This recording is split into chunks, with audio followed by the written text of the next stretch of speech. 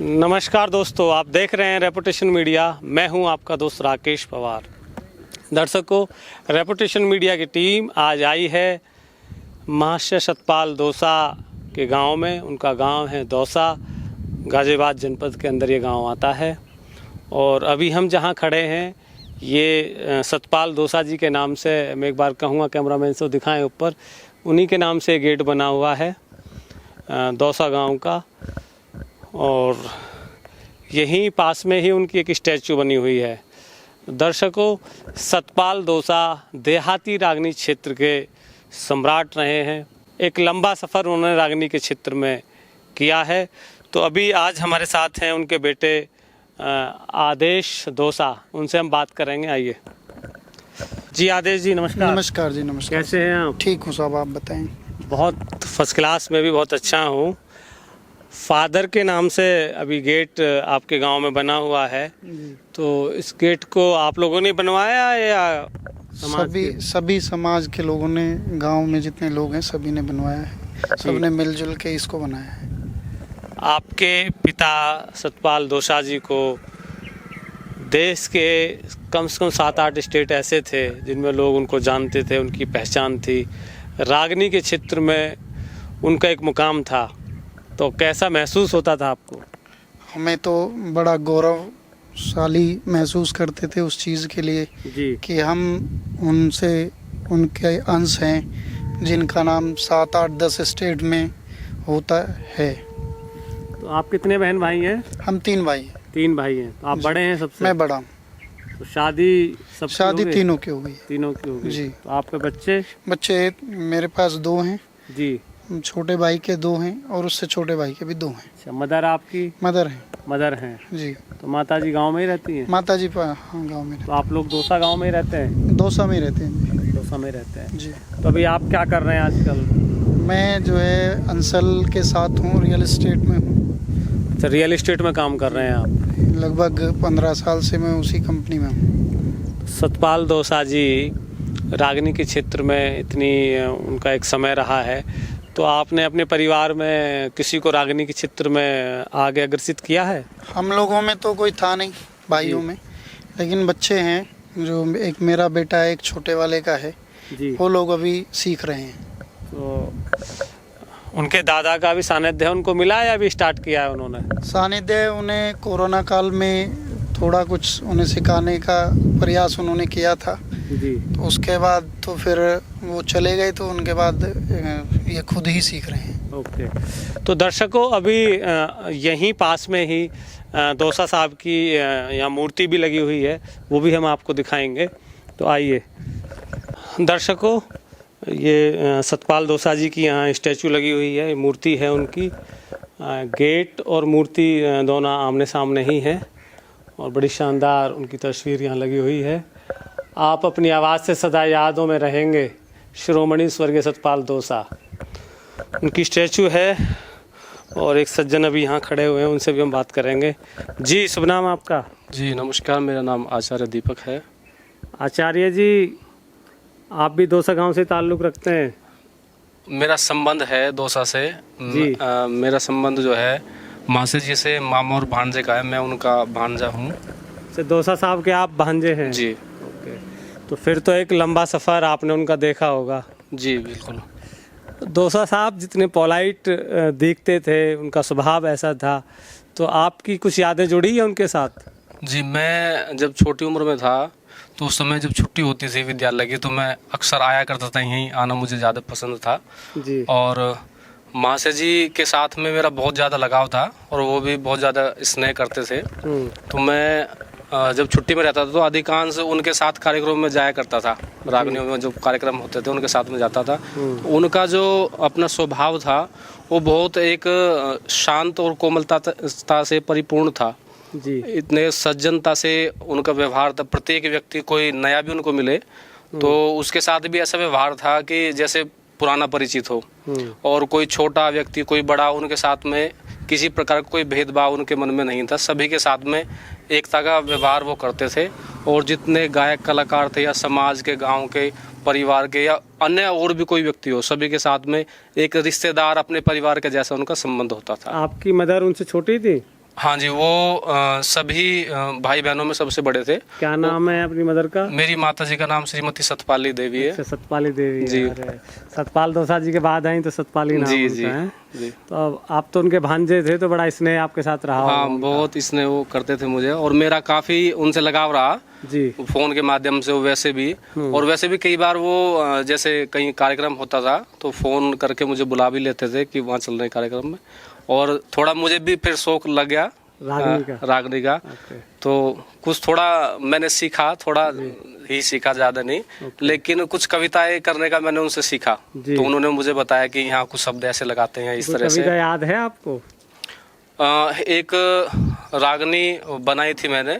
एक कार्यक्रम था उनका मेरठ में, जो हमारे 1857 की क्रांति के जो जनक माने जाते हैं, धन सिंह कोतवाल गुर्जर जी। तो उनकी मूर्ति स्थापना थी, तो उसमें मैंने उनको रागनी दी थी एक बना करके, वो उन्होंने गाई थी जी। तो वो मैंने बनाई थी कि धन धन कोतवाल धन सिंह, कोटि कोटि तुझे नमन, दिया हमें आज़ादी धन। तो यह है रागनी मैंने बनाई थी। तो उनको दी, उन्होंने उसको गाया था। तो आचार्य जी आपको कैसे कहते हैं? आपने क्या आचार्य, मतलब कुछ आयुर्वेद में आपने कोई डिग्री ली है? मेरा विषय योग आयुर्वेद का है जी। परम श्रद्धेय स्वामी कर्मवीर जी महाराज के चरणों में रह करके मैंने योग आयुर्वेद का ज्ञान प्राप्त किया है। और मैंने गुरुकुल कांगड़ी से और राजस्थान से आयुर्वेद की, योग की डिग्रियां भी प्राप्त की हैं, अभ्यास किया है।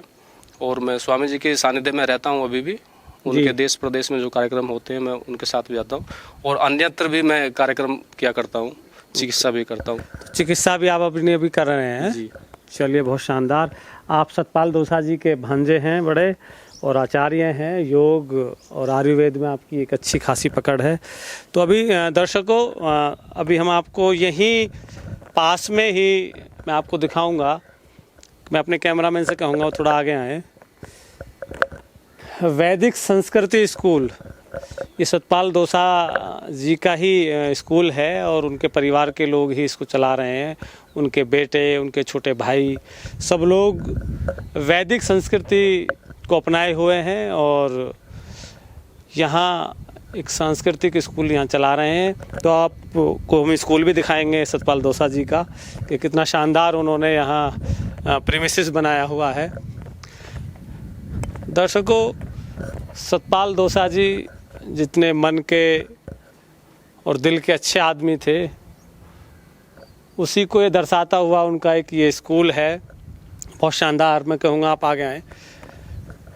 बहुत शानदार तरीके से इन्होंने यहाँ मेंटेन किया हुआ है, और काफ़ी स्ट्रेंथ है यहाँ बच्चों की, और बहुत शानदार CBSE प्लस संस्कृत, मतलब ये संस्कृत को मॉडिफिकेशन करके एक न्यू मॉडल आप जनरेट कर रहे हैं, जिससे कि एक एजुकेशन पद्धति में CBSE के माध्यम से आयुर्वेद और योग और आपका संस्कृत, इन सब का एक मिश्रण करते हुए देश के जो बच्चे हैं वो अपनी संस्कृति और संस्कार के समीप रहें और एक अच्छी शिक्षा लें।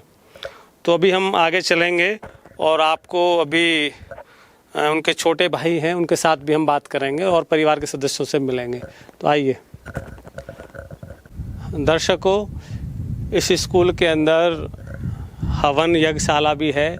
यहाँ हवन करने के लिए स्पेस है, और यहाँ हवन यज्ञ करते हैं और अपनी जो संस्कृति है उससे जुड़ने का काम करते हैं।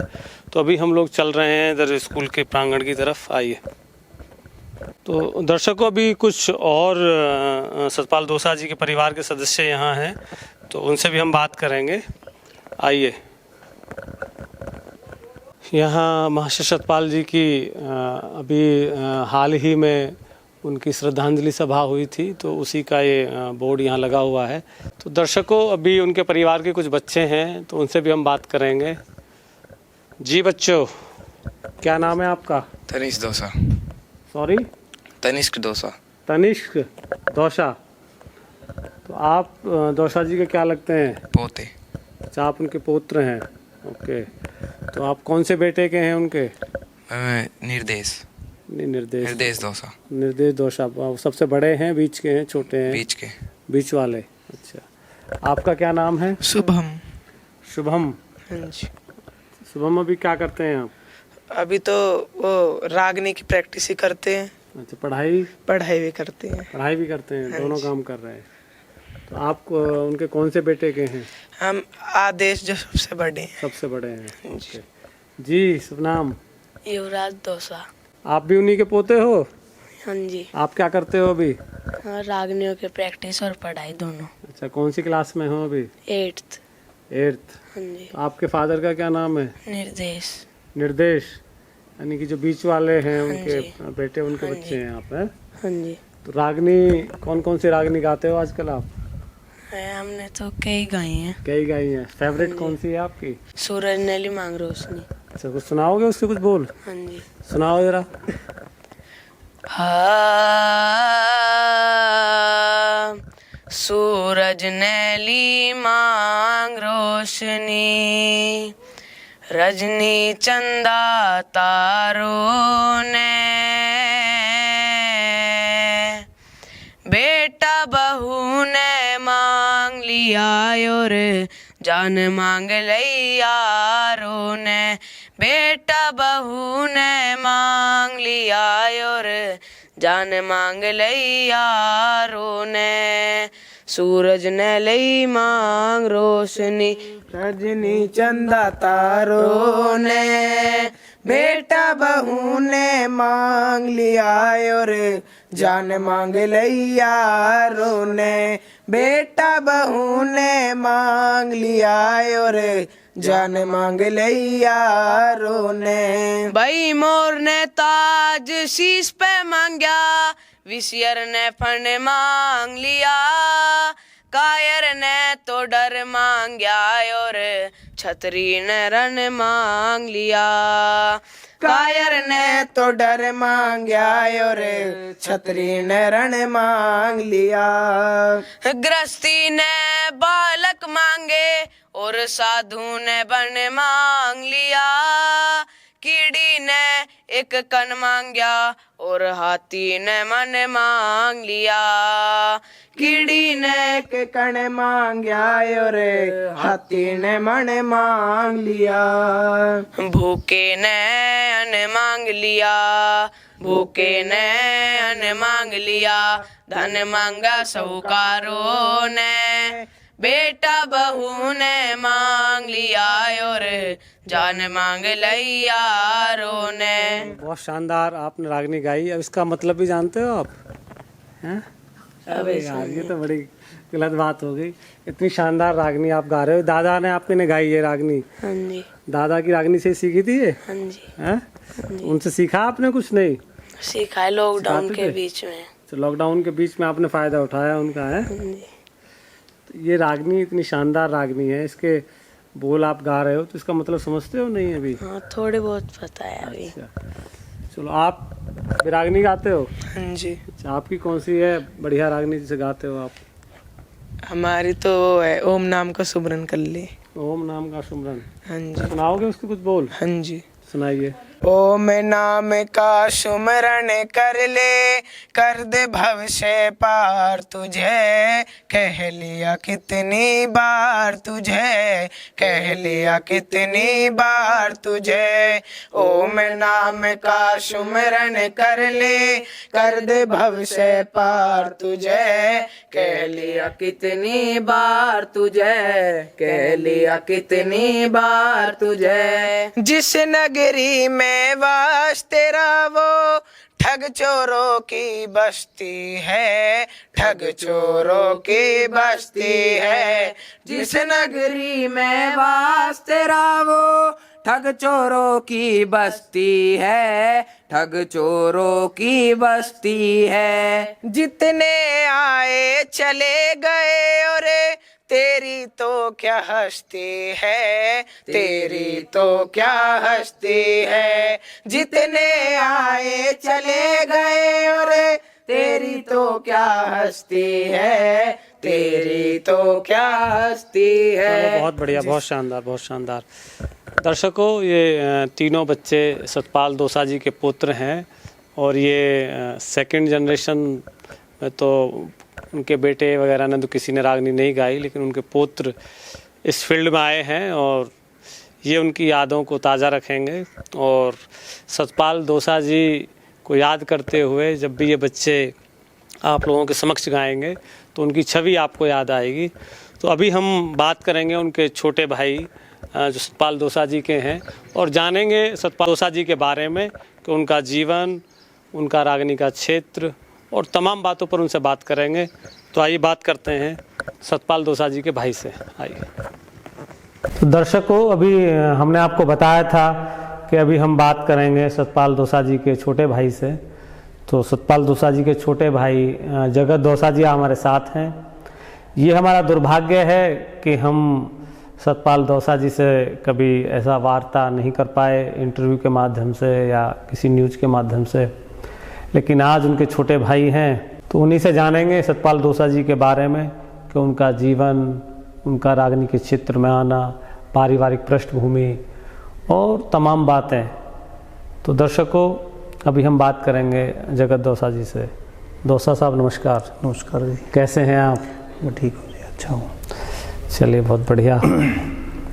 जगत जी, आपके बड़े भाई रागनी जगत के सम्राट रहे हैं और देहाती रागनी के क्षेत्र में जहाँ जहाँ रागनी सुनी जाती हैं जी, वहाँ लोग उन्हें प्यार करते हैं और बड़ा आदर और बड़ा सम्मान उनका रहा है। ये दुर्भाग्य है कि आज हमारे बीच में नहीं है जी। तो आप का कौन सा नंबर है भाई बहनों में?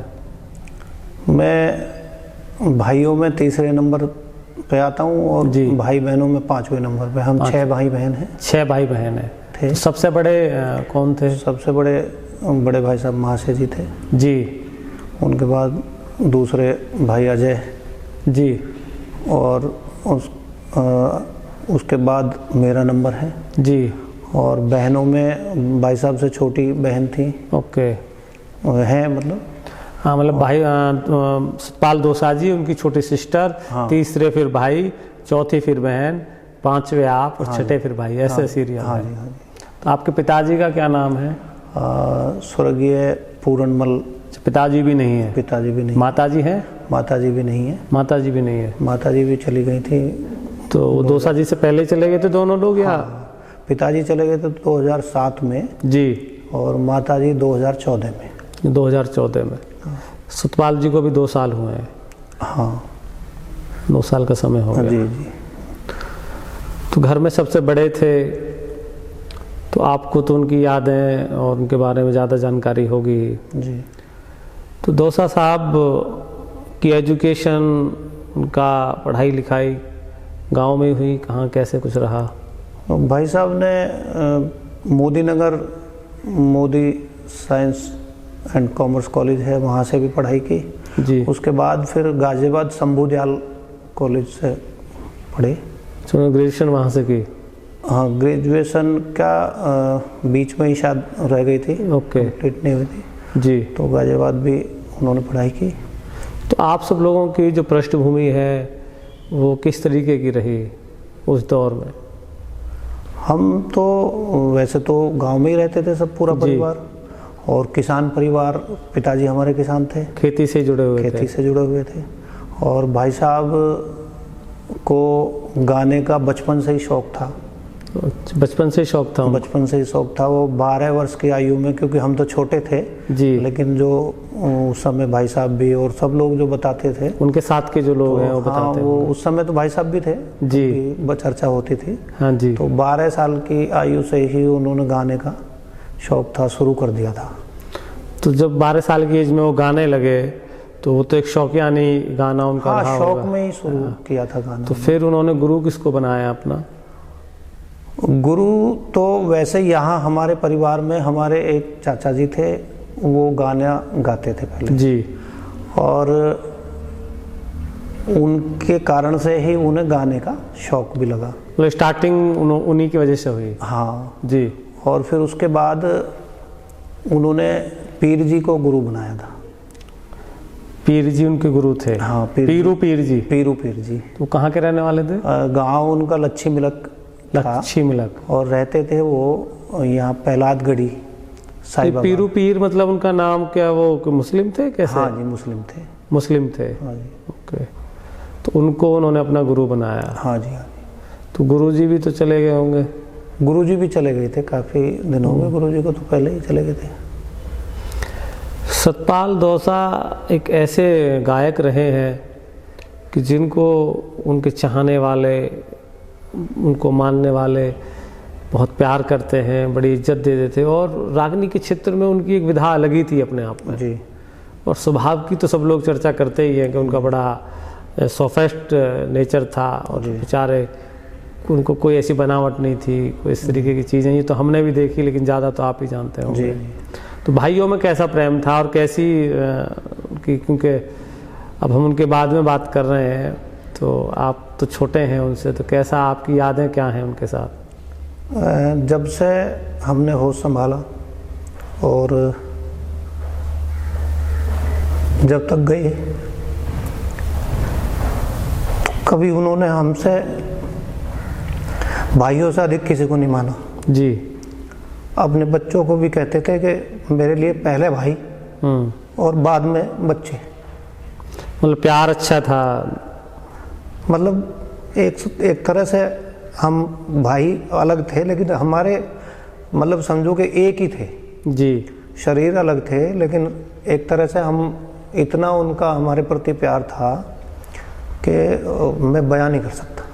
हाँ नहीं, बिल्कुल भाई भाइयों का प्रेम अपने आप में अलग ही होता है, और जहाँ भाई अच्छा हो, जहाँ भाई की डेजिग्नेशन ऐसी हो, तो उसके लिए तो भावुकता भी बहुत ज़रूरी है। और वो यादें बचपन की, वो सब चीज़ें अपने आप में अलग ही होती हैं। हाँ, कभी भी लाइफ में उन्होंने किसी भी बात के लिए, जब से होश संभाला और जब तक गए हैं जी, कोई ना शब्द उनकी जवाब में नहीं आया हमारे लिए। किसी भी चीज़ के लिए हमने कह दिया, चाहे वो ठीक है या गलत है एक तरह जी, से, तो उन्होंने कभी ना ही नहीं कहा। उनका ठीक है, जो आपने बोल दिया ठीक है। जब फादर एग्रीकल्चर से जुड़े हुए थे, खेती करते थे, और आप सब लोग छोटे रहे होंगे, तो उस टाइम आपकी जो पारिवारिक परिस्थिति, इकोनॉमिक कंडीशंस, वो कैसी थी? कुछ थोड़ा बताएं। सामान्य किसान की जैसी होती है। तो दौसा साहब जब रागनियाँ गाने लगे जी, तो इनकम के सोर्स कुछ जनरेट हुए होंगे उस ज़माने में? हाँ बिल्कुल, लेकिन बहुत ज़्यादा उस समय गाने में उन्होंने गाने को हमेशा लास्ट तक, जब तक भी गाया है उन्होंने जी, उन्होंने प्रोफेशन बना के नहीं रखा। उन्होंने गाने को शौक में ही गाया जी। और बीच में कभी वार्ता चर्चा ऐसी हुई भी एक दो बार, तो उन्होंने यही बात कही कि मैं गाना जो है मैंने उस रूप में कभी गाया नहीं है, और गाना जो है तो कॉमर्शियल वे में उनका कभी उस तरफ उनका उसको लेके कभी ऐसा नहीं रहा मन, और ना उनके मन में इस तरह की कोई भावना थी जी। और बाकी तो खेती और जो अपने हमारा घर का काम। आप सब लोग अभी आप किस प्रोफेशन से जुड़े हुए हैं? मैं रियल एस्टेट से जुड़ा हूँ। रियल एस्टेट का अपना काम है। कॉलेज जहाँ पर हम ये स्कूल आप अपना देख रेख कर ही रहे हैं, वैदिक संस्कृति जी जी के नाम से। और आपके जो आपसे बड़े वाले भाई हैं वो क्या करते हैं? वो भी वहीं मेरठ में इस समय हैं, रहते हैं, और वो भी सब रियल एस्टेट से जुड़े हुए हैं। जी जी जी। क्योंकि मैं काफ़ी दिन से मेरठ में रहता हूँ, और वहाँ इस तरह सब वो ये भी मिल करके भतीजा आदेश, मतलब परिवार में आपके अभी दौसा साहब के बच्चे, आप सब तीनों चारों भाई सब साथ ही जुड़े हुए, सबका मतलब एक पारिवारिक सिस्टम जो है बहुत मतलब ठीक है, इकोनॉमिक कंडीशन सारी व्यवस्थाएं सब प्रॉपर हैं। बिल्कुल। कुछ उनके कुछ किस्से, कोई बात आपको कुछ बताना चाहेंगे? हमारे व्यूवर्स जो उनको चाहने वाले देख रहे हैं, कुछ यादें उनके साथ? कैसी यादें बताओ, किस तरह के किस्से? तो बहुत हैं उनके कैरियर से जुड़े हों, या उनकी कुछ बातें आपको याद हों। कुछ भाइयों की बहुत सारे किस्से होते हैं। भाई साहब का स्वभाव ऐसा था, और हम में आपस में ऐसा प्यार और वो था कि मैं बहुत छोटा होने के बाद भी कभी भी वो मेरे सामने जो उस तरह की बात नहीं करते थे। बहुत सामान्य रूप से और उस स्वभाव से रहते थे, और बाकी किस्से तो जो गाने संबंधी उनकी किस्से हैं, वो हमारे यहाँ गाने का बहुत शौक़ रहा। एक समय में वो जो प्रैक्टिस जब करते थे तो गांव में हर दिन गाने का होता था घर पे प्रोग्राम जी। और वो पूरी रात गाना गाते थे। पूरा गांव सुनता था जी। सारे लोग गांव के आते थे सुनने के लिए। और एक टीम थी हमारे यहाँ जो उनके सीनियर थे कुछ जी, तो वो सब लोग ऑब्जर्व करते थे उन्हें बैठ करके कि ये यहाँ गलती की है, इसको सुधारना है, इस तरह से। तो प्रधान राजाराम जी हमारे भाई लगते हैं जी, प्रधान राजाराम जी, और अब नहीं रहे वो राज सिंह जी थे, भाई लगते थे वो भी जी। तो और भी कई ऐसे लोग थे, मतलब गांव में माहौल था रागनी को लेकर था। तो वो सब लोग जो है गाने के शौकीन थे और उस तरह से वो प्रैक्टिस भी साथ में उनके बैठते थे, करवाते थे। और शौक़ भी था सबको सुनने का बहुत। तो गांव के लोग सब सुनने आते थे, पूरी रात भी गाना होता था, तो हमेशा ही होता था। जी जी जी। कुछ दिन तक तो वो ऐसे हो गया जैसे होना ही है परमानेंट रूप से। जब गांव में है तो गाना चलता था और माहौल चलता था पूरा। हाँ जी, इस तरह से चलता तो उनके यार मिलने जुलने वाले लोग बहुत आते होंगे? बहुत आते थे जी। और यदि कहीं किसी प्रोग्राम में गए हैं और घर पे पहुँचे तो यदि 100 किलोमीटर दूर भी हैं, 200 किलोमीटर दूर भी हैं, तो वो वहीं चले जाते थे कि वहीं जाएंगे। तो इस तरह से जो है लोग प्यार करते थे उन्हें। तो अभी आपकी भाभी तो हैं, उनकी मिसेज? हाँ, भाभी हैं। ससुराल कहाँ थी उनकी? भाई साहब की ससुराल थी रिश्तल। अच्छा, रिश्तल। हाँ, लोनी के पास। लोनी के पास। ओके। तो अभी उनके पोते भी गाने लगे हैं जी। तो अभी ये तो एक परंपरा चल निकली कि उससे कि भी एक उनकी यादें उस हिसाब से ताज़ा रहेंगी जी। और एक की परिपाटी आगे बढ़ेगी अपने आप में। वो महाशय जी के सामने से ही छोटे ही थे बच्चे जैसे जी। तो वो थोड़ा इनको शुरू किया था जी। और इत्तेफाक से भाई साहब चले गए, वरना इनको तो उनको क्या प्रॉब्लम क्या हुई थी? कोरोना के समय में ही गए। कोरोना हो गया था उनको? कोरोना हो गया था। तो ये 2021 की बात है या 22 की बात है? फर्स्ट वेव में, सेकंड वेव में? सेकंड वेव में। हाँ। तो चपेट में आ गए थे वो? चपेट में आ गए थे। तो उसके बाद फिर मतलब कोई वैसी कोई टेक्निकल प्रॉब्लम हुई है या उसमें ही बस नहीं, वही कोरोना में ही वही डेथ हुई। कोरोना में डेथ हो गई? हाँ, वहाँ यहाँ से हमने एडमिट किए थे मेरठ। और पहले एक हॉस्पिटल में रहे, फिर उसके बाद दूसरे हॉस्पिटल में एडमिट किए। काफ़ी कोशिश की और सब लोग हम साथ रहे, आईसीयू में भी हम साथ रहे, सब लोग, बच्चे सब। किसी प्रकार से भी ऐसा नहीं था कि भाई कोरोना के दौरान डॉक्टरों ने देखभाल में किसी रूप में कमी की, लेकिन वो इतना बढ़ चुका था कि कंट्रोल ही नहीं हुआ। दोबारा वापस जो है वेंटिलेटर पे चले गए थे और वेंटिलेटर से वापस ही नहीं आ पाए। तो ये जब रागनी के क्षेत्र में वो आए तो कौन सा दौर, कौन सा रहा होगा, कितने साल उनके? मुझे लगता है कि सन 75 में, 1975 में उन्होंने शायद किसी टूर्नामेंट में प्रथम शील्ड जो है हासिल की थी। और शायद अगर मैं ठीक हूँ तो ये चिरौड़ी के पास वो है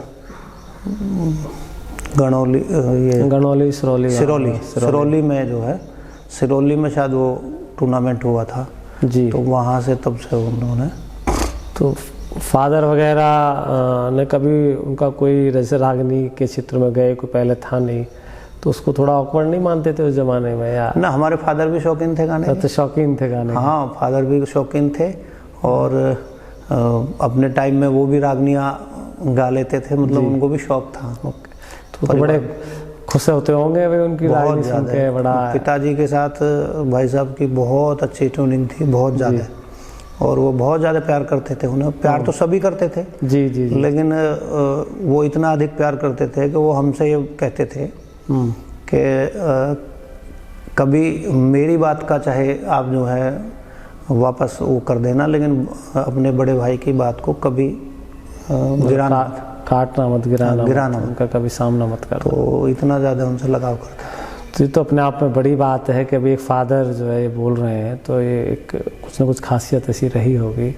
हाँ, वो तो फादर हमारे अगर उस समय चले गए थे पहले, अगर वो रहे होते तो मैं समझता हूँ कि वो भी स्पोर्ट एट द स्पोर्ट ही ख़त्म हो जाते। इतना ज़्यादा लगाव उनसे करते थे वो। हाँ, वो लगाव था उनका।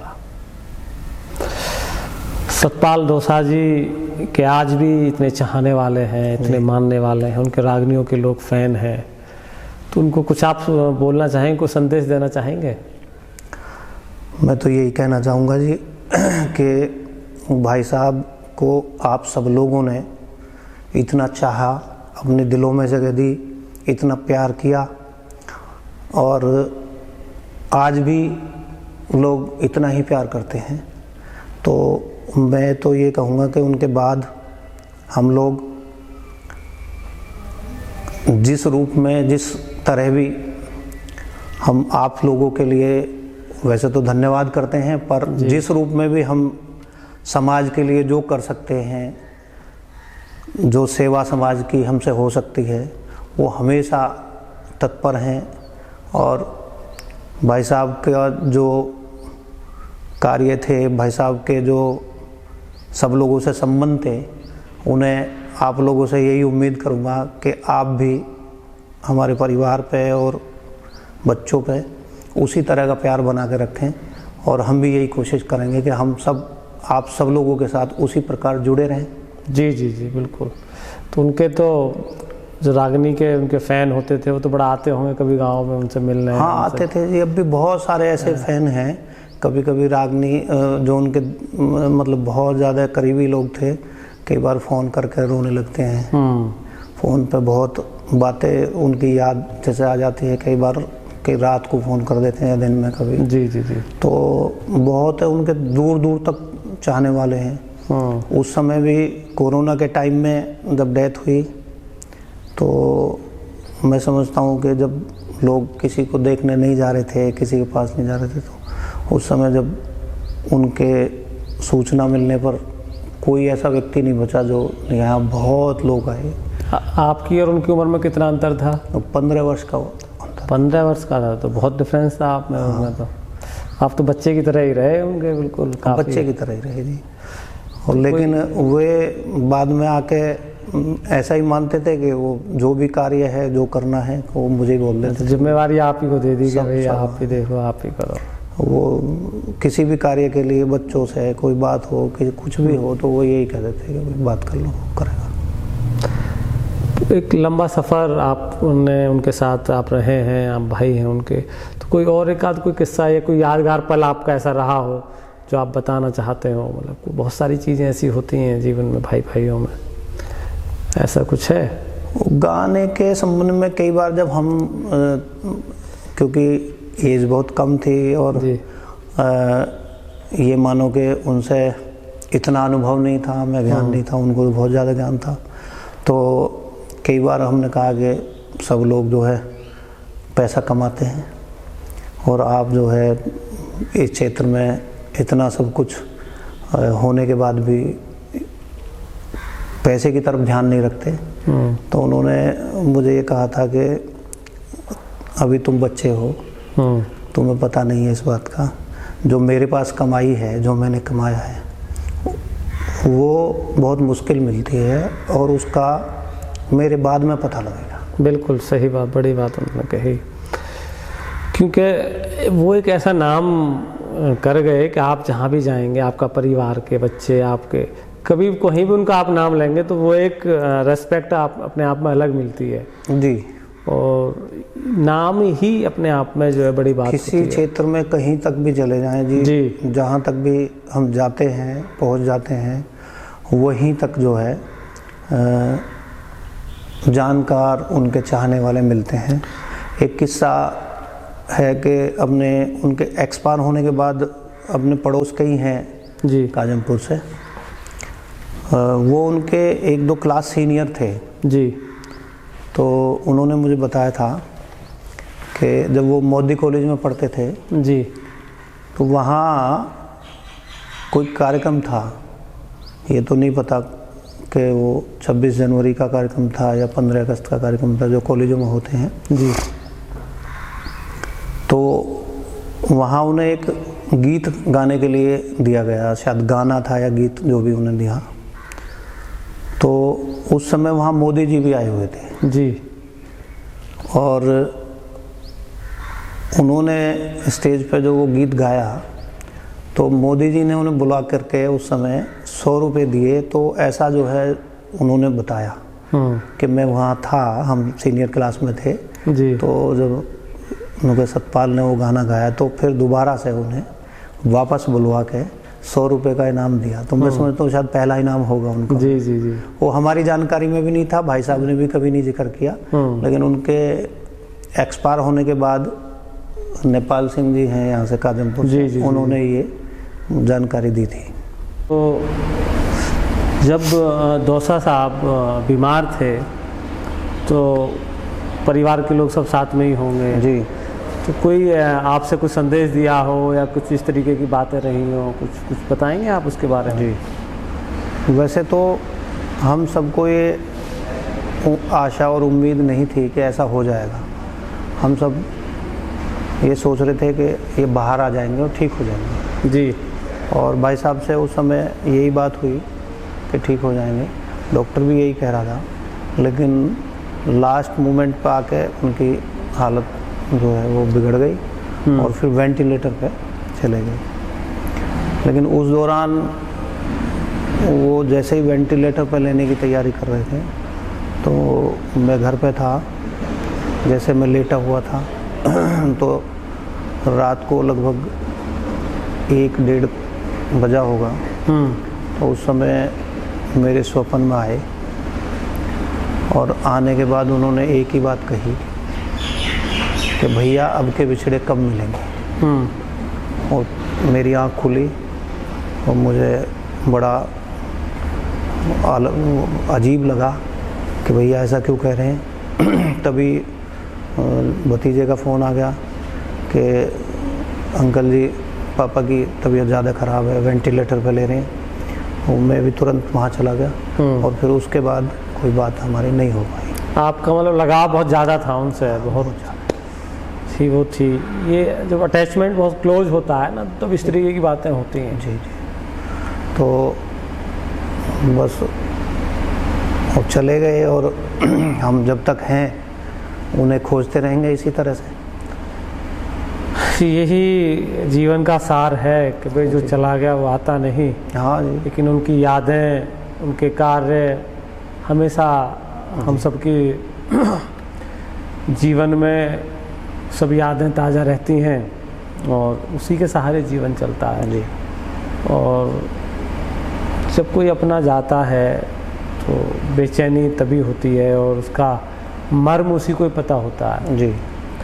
लेकिन अब ये प्रकृति का नियम है, इसमें हम सबको यहाँ रहना किसी को भी नहीं है, सभी को जाना ही है। लेकिन कोई बहुत ज़्यादा कोई ख़ास प्यारी चीज़ होती है। असल में पिताजी गए, माताजी गई जी, हमारे सामने हमारे चाचा जी गए और भी परिवार में से कई लोग गए, लेकिन किसी का कोई दुख इतना ज़्यादा नहीं हुआ। मतलब दुख तो होता ही है, कोई जाता है अपना। बिल्कुल। भाई साहब के जाने का जो दुख है उसे परिवार के लिए क्या, सभी बहुत सारे लोगों के लिए सहन करना बड़ा कठिन हमारे लिए रहा वो समय और बड़े कठिन दौर से गुजरे। दर्शकों, सतपाल दौसा जी के छोटे भाई बार बार भावुक हो रहे हैं। बात करने की तो बहुत इच्छा है, बहुत मन है, लेकिन माहौल थोड़ा सा फिर गमगीन हो जाता है। जो भी जानकारियाँ उन्होंने दी दौसा जी के बारे में वो आप लोगों के समक्ष होंगी। तो जगत जी, आपसे बात करके हमें बड़ा अच्छा लगा और आपने हमें जो भी जानकारियाँ अपने भाई की दी वो उनके फ़ैन, जो भी उनके चाहने वाले हैं, उस चीज़ को देखेंगे और उनके बारे में जानेंगे। तो दर्शकों, आज के प्रोग्राम में बस इतना ही। आप देखते रहे रेपुटेशन मीडिया। मैं हूं आपका दोस्त राकेश पवार। नमस्कार।